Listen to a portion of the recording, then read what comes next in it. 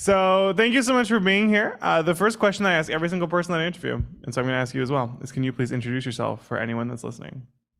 Hey, I'm Adam Dubé. I'm an associate professor at McGill in the Department of Educational and Counseling Psychology.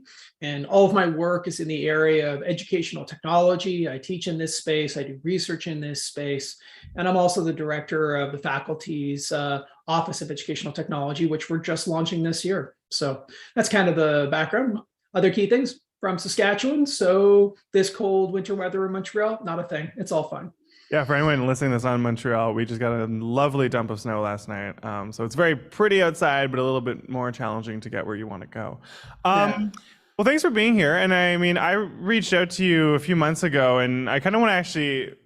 My first question is about your response to that email, because the first thing you said in your email was, I have many thoughts about educational games. And so that means that we have a mass array of conversation points to talk to. So I kind of am curious. Would any of those thoughts kind of match the fun that I'm poking at when it comes to the title Bad Game Arcade? So we titled this event Bad Game Arcade, and we're showing a bunch of games. And so do you have many thoughts kind of around that idea of like bad games, good games in the space of education more generally?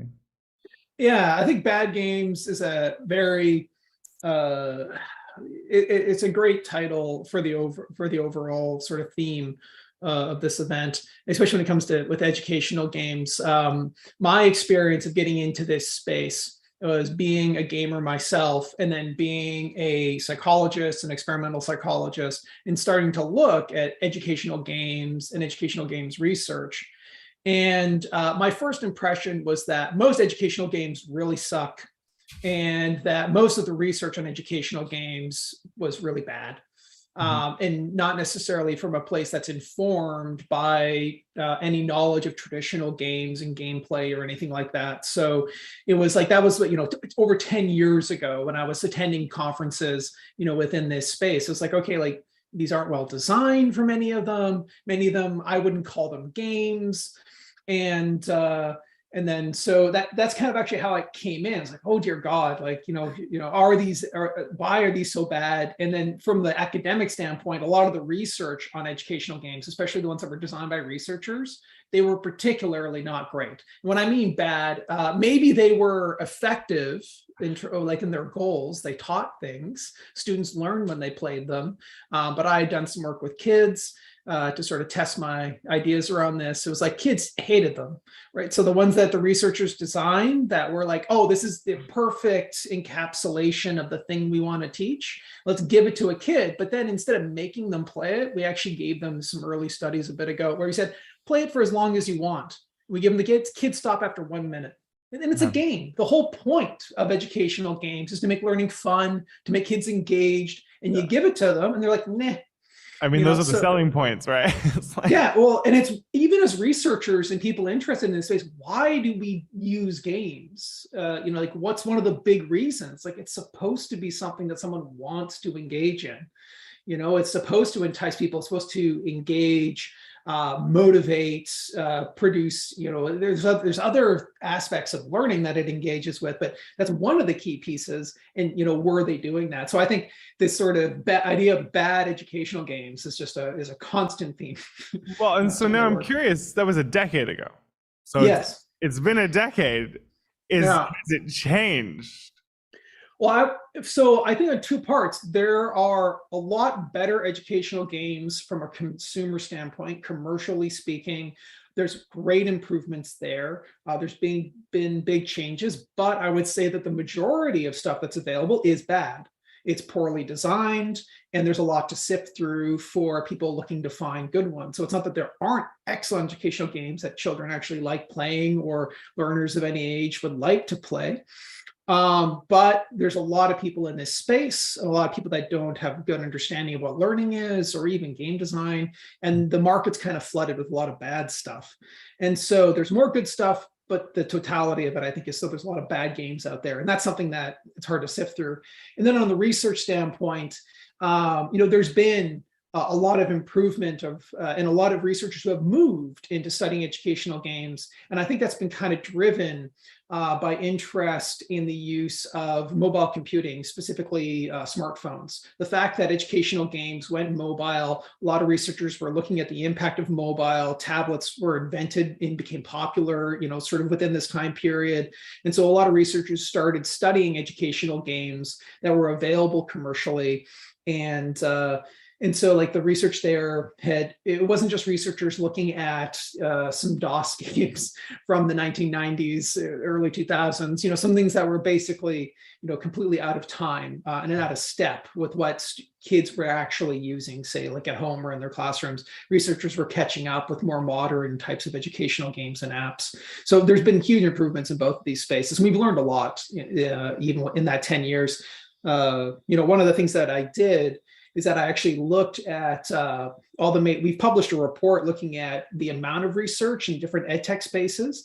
In games, it's the second most research space over the last decade. It has the biggest growth, and it is the second most research thing. The first thing is mobile. So the use of cell phones, smartphones, mobile computing, laptop computing is the biggest trend over the last decade, but games is the second biggest trend. It's closely related to the first. So there's just been tens of thousands, hundreds of thousands of articles written in the last 10 years on educational games. So it's exploded quite a bit. It's like a 10, yeah. So it's a huge explosion. A lot's been learned. So there have been big changes, but I still think the issue of bad games is still prevalent.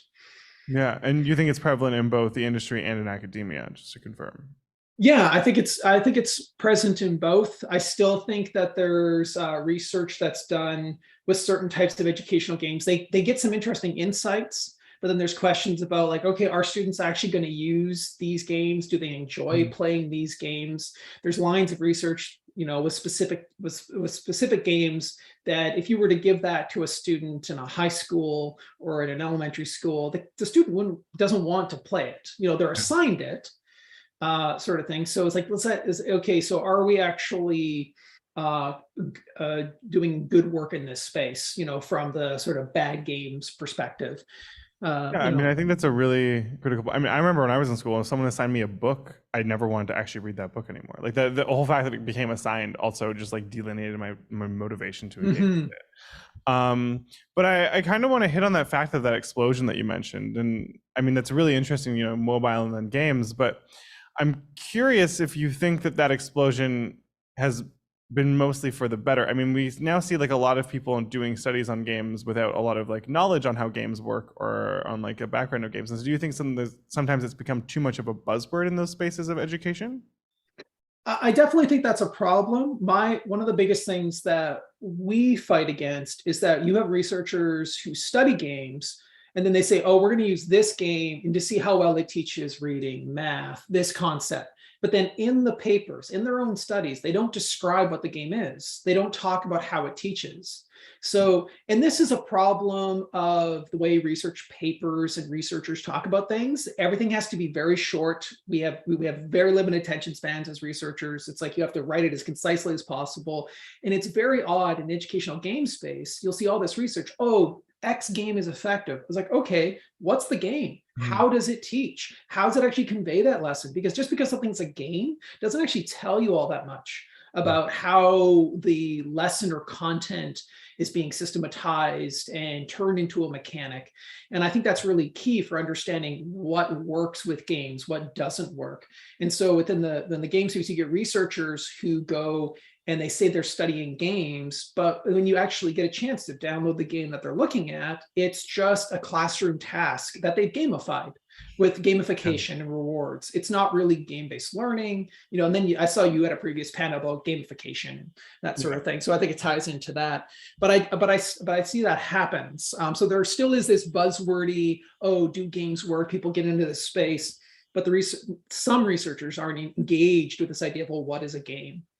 Yeah, and I know that's like for the game studies people, it's like a question that we've been addressing for years, but it seems to kind of be a question that still needs to be clarified in the spaces of education, just kind of to the points that you're making there. And I don't want to hang up too much on that because I know the panel is going to touch a little bit on like the differences on what's being done in academia and what's being done in commercial, so I don't want to like spend all of our time talking about that. But I'm very curious kind of as academics, where do you think we should be focusing our initiatives? I've heard some people say like leave the games to the game makers, or there's certain subjects that could require kind of the academic touch, or maybe academics should just come in as like the researchers that like assess the game's value. So like where should we as academics kind of be supporting or be in this industry? I think there's two pieces that, I do agree to some extent with the leave the game making to the game makers. If you're setting out as a researcher to design a game and then you're relaunching that game, I think you're launching it into a sea. I don't know what your goal is unless you're trying to have commercial success individually as a researcher. Your game isn't going to be adopted by a bunch of people, like the likelihood of that, of making the game. So it seems like a weird goal to have to make. Instead, you could design games to see which mechanics, test a theory, those ideas, but developing a commercial quality game to me kind of seems ill-advised. Unless it's something for specific learning disabilities, games that the industry doesn't want to touch or isn't aware of, that's a different space. But I think one of the things academia could focus more on with games, there's efficacy, what's working, what's not in educational games, the impact. My questions is not just do games make students learn, but how does it affect the learning process? How does it affect the way the students think about the concept that they're learning? I've done work with math games. Educational math games are very popular. Half of Canadian households say that they download them for their kids.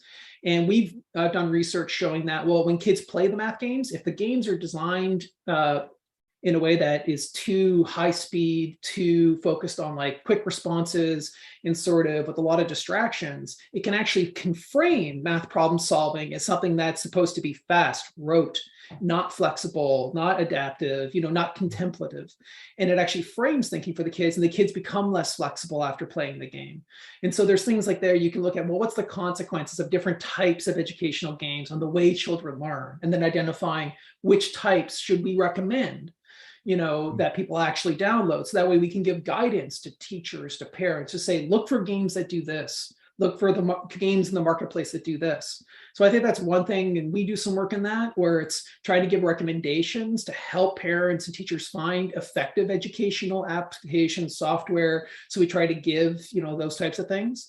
And another part that I think academia can help with is, well, what's the role of games in a classroom? Well, what's the role of the teacher? How do you make it so that games are used successfully in the classroom? From a teaching standpoint, what's the teacher supposed to do? Do they just give the game to the students? How does it fit within their lesson? What types of supports should teachers be providing during game-based learning? Should games be assigned as homework? Should they be done in class? If they're done in class, what's the teacher's like? How is the teacher supposed to be providing cognitive supports, emotional supports, demonstrating the game? Like, how do they actually make that as effective as possible, as opposed to just thinking, well, the game is going to handle the learning part and then I'll do my part before or after it. Like, what's happening? How do we structure that? I think academia can help with that as well, giving some pedagogy around the use of educational games in classrooms. That's something that, there's teachers out there that do this and they have recommendations, but there's not as much research on that space. I appreciate that, because I think those are themes that have also come up not only in the event that's been running for the past week here, but also just in the work that I've been doing and looking at, that like especially that side of like implementation seems to really kind of, I personally feel like there's a gap there in terms of the literature that's being done on like how do teachers actually come alongside games and how do game designers come alongside teachers. There's kind of this weird like disconnect in that space. But we are actually at the end of our 15-minute interview, so I do want to thank you for your thoughts and time, and I look forward to you kind of expanding on some of these in the panel that we have in about half an hour. So thank you so much. Thank you for your time and energy. And I look forward to hearing more from you soon. Oh, that's my pleasure, Scott. And I'll see you in half an hour.